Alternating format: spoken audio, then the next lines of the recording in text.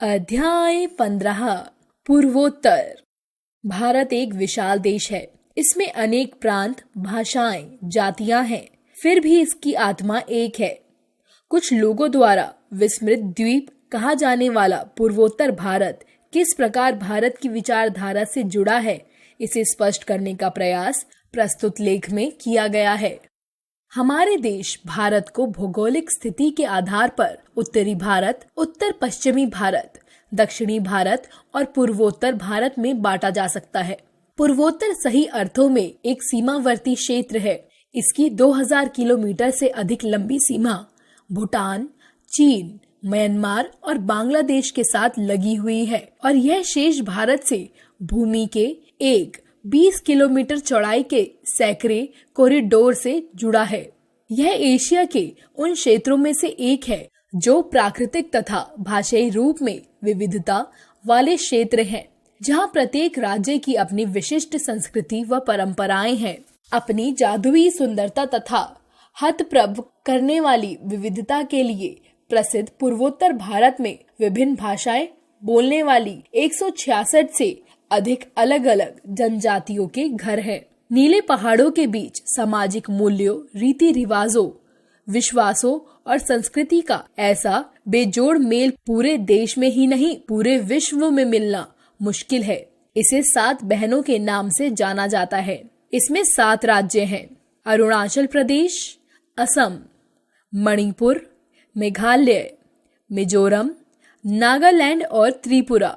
15 मई 1975 को सिक्किम के भारत में विलय हो जाने पर अब पूर्वोत्तर भारत में 8 राज्य हैं। इंदिरा गोस्वामी एक असमीय लेखिका के रूप में प्रसिद्ध है, लेकिन देश का एक बड़ा भाग उन्हें शांति दूत के तौर पर भी जानता है। इन्होंने दाताल, हातिर उनेखावा हौदा, छिन्नम मस्तार, मनुहता तथा नीलकंठी ब्रज उपन्यास लिखे। इनकी सोच का दायरा लेखन से भी बहुत आगे तक था। लंबे समय से उल्फा के संघर्ष से जूझ रहे असम में शांति स्थापना के लिए भारत सरकार और उल्फा के बीच मध्यस्थ बनकर दोनों पक्षों की बातचीत का मार्ग सुलभ कराने की उनकी कोशिश जग जाहिर है। उन्हें ज्ञानपीठ, साहित्य अकादमी जैसे अनेक प्रतिष्ठित सम्मान दिए गए। उनके शांति प्रयासों के लिए अंतरधार्मिक और अंतरराष्ट्रीय शांति फेडरेशन से शांति दूत पुरस्कार से सम्मानित किया। इंदिरा गोस्वामी अब दुनिया में नहीं है, लेकिन उनके शब्द आज भी मुश्किल क्षणों से उभरने की राह सुझाते हैं। भारतीय शास्त्रीय संगीत में महिला गायकों में बेगम परवीन सुल्ताना का नाम प्रमुख है। इन्हें केवल 23 वर्ष की आयु में पद्मश्री से सम्मानित किया गया। ये देश ही नहीं, विश्व भर में संगीत के क्षेत्र में भारत की एक प्रमुख आवाज है। उनकी आवाज कभी रामेश्वरी राग में घुलकर सुनने वालों को राहत का मरहम देती है और कभी हमें तुमसे प्यार कितना जैसे सदाबहार फिल्मी गीतों के द्वारा दिलों में बस जाती है। आज परवीन सुल्ताना ख्याल, भजन और ठुमरी गायन के क्षेत्र में पूरी दुनिया में भारत का एक प्रमुख चेहरा है। सिक्किम में जन्मे हिंदी सिनेमा के प्रसिद्ध कलाकार डैनी का पूरा नाम शेरिंग फिंगसो डोगजोपा है। वे 70 के दशक में बॉलीवुड में आए और अपनी प्रतिभा के बल पर बॉलीवुड का एक अहम हिस्सा बन गए। डैनी अभिनय में पारंगत होने के साथ एक कुशल गायक भी हैं। अपने संघर्ष के दिनों में उन्होंने फिल्मों में गीत भी गाए। गुलजार की फिल्म मेरे अपने से वे मुख्यधारा के सिनेमा में आए और अपनी अगली ही फिल्म धुंध में अपनी आयु से तिगुने बूढ़े आदमी का किरदार निभाकर सबको चकित कर दिया। सिनेमा में अपने महत्वपूर्ण योगदान के लिए उन्हें पद्मश्री से सम्मानित किया गया। इन्होंने चरित्र अभिनेता के रूप में अपनी अलग पहचान बनाई हुई है। अग्निपथ, खुदा गवाह, हम, चाइना गेट, पुकार, 16 दिसंबर और रोबोट जैसी फिल्में देने वाले डैनी भारतीय सिनेमा के एक प्रमुख नाम है। लंदन ओलंपिक में भारत को अपनी लगन और दिन रात की मेहनत के बल पर पदक दिलाने वाले 6 नामों में से एक नाम महिला मुक्केबाज मैरी कॉम का भी है। यह नाम पूर्वोत्तर के राज्य मणिपुर से आता है। मणिपुर के एक छोटे से किसान परिवार में जन्मी पत्नी और बड़ी मैरी कॉम आज भी अपने परिवार के साथ मणिपुर में रहती हैं। उन्होंने बॉक्सिंग भी वहीं सीखी। ये 8 बार विश्व मुक्केबाजी प्रतियोगिता की विजेता रह चुकी हैं। अर्जुन पुरस्कार, राजीव गांधी खेल रत्न, पद्मश्री और 2020 में पद्म भूषण प्राप्त मैरी कॉम पूरे देश के लिए उदाहरण है। पूर्व मुख्य चुनाव आयुक्त JM यानी जेम्स माइकल लिंगदोह का नाम भारत के लोकतांत्रिक राजनीतिक इतिहास में अपना विशेष महत्व रखता है। मेघालय के खासी जनजाति से ताल्लुक रखने वाले लिंगदोह 1961 में भारतीय प्रशासनिक सेवा के लिए चुने गए। लंबे समय तक बिहार कैडर के अंतर्गत वहां कई जिलों में सराहनीय काम किया, लेकिन उन्हें असली प्रसिद्धि मुख्य चुनाव आयुक्त के तौर पर अपने लगभग 3 वर्ष के कार्यकाल के दौरान मिली।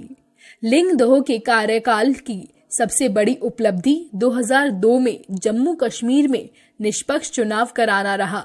गुजरात का मध्यावधि चुनाव इनके लिए दूसरी चुनौती बनकर आया। गोधारा कांड के कारण हुए गुजरात दंगों के ठीक बाद मोदी ने विधानसभा को भंग करते हुए तुरंत चुनाव कराने की सिफारिश कर दी, पर लिंगदोह ने हालात ठीक होने तक चुनाव कराने से मना कर दिया। यह आसान फैसला नहीं था।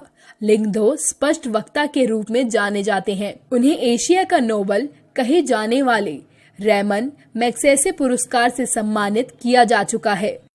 मणिपुर के रतन थियम राष्ट्रीय नाट्य विद्यालय के निर्देशक रहे हैं और अपने खास रंग प्रयोगों के कारण पूरी दुनिया में जाने जाते हैं। दिल्ली में थियम के नाटकों जो मणिपुर में होते हैं को देखने के लिए बड़ी संख्या में दर्शक आते हैं। वे पद्मश्री व संगीत नाट्य अकादमी पुरस्कार से सम्मानित है। नागालैंड दीमापुर के अत्सु सेखोस भारत के प्रमुख फैशन डिजाइनर हैं। इनकी पहचान खासी नागालैंडी स्टाइल है, जिसकी भारत ही नहीं पूरी दुनिया आज दीवानी है। इनके SS 2009 कलेक्शन को LA स्टाइल अवार्ड के बेस्ट डेब्यू अवार्ड से सम्मानित किया जा चुका है। पेपॉन आज भारतीय इंडी पॉप के जाने माने चेहरे हैं। असम के एक शास्त्रीय संगीत की परंपरा वाले परिवार में जन्मे पेपॉन ने असमी लोक गीतों को नए जमाने के संगीत में मिलाकर अपने लिए देश में अलग पहचान बनाई है। पूर्वोत्तर राज्यों का भारत के विकास में विशेष योगदान है। इसे वर्ष 2020 और 2021 में सर्वोच्च नागरिक सम्मान प्राप्त महान विभूतियों के योगदान द्वारा जाना जा सकता है।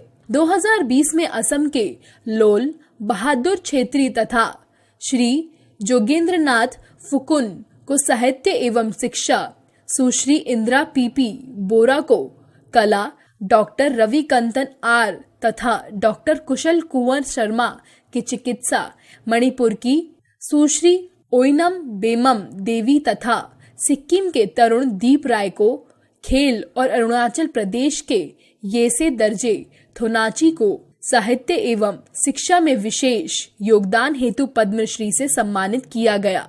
वर्ष 2021 में असम के तरुण गोगोई की पद्म भूषण सम्मान मिला। असम के गोपीराम बरख्याम बुराभक्त तथा दुलाल मानकी को कला, लक्ष्मी बिरुआ तथा विरुबाला राभा को सामाजिक कार्य, मणिपुर की राधे देवी तथा रिवेवन माशंगवा को कला और अरुणाचल प्रदेश को अंशु जमसेनपा के खेल में विशिष्ट योगदान के लिए पद्मश्री पुरस्कार से सम्मानित किया। पूर्वोत्तर भारत के भूदृश्य की सरसता, समुदायों की विविधता और भौगोलिक विविधता इसे अन्य भागों से बहुत अलग बनाते हैं। फिर भी इसका प्रत्येक राज्य यात्रियों के लिए स्वर्ग है। बिहू पर्व के बिना भारत की उत्सव धर्मिता को नहीं समझा जा सकता। मणिपुर नृत्य के बिना भारत के नृत्य के ताल से ताल नहीं मिलाई जा सकती। भारत की रचनाशीलता, राजनीति, खेल आदि पूर्वोत्तर के बिना पूरे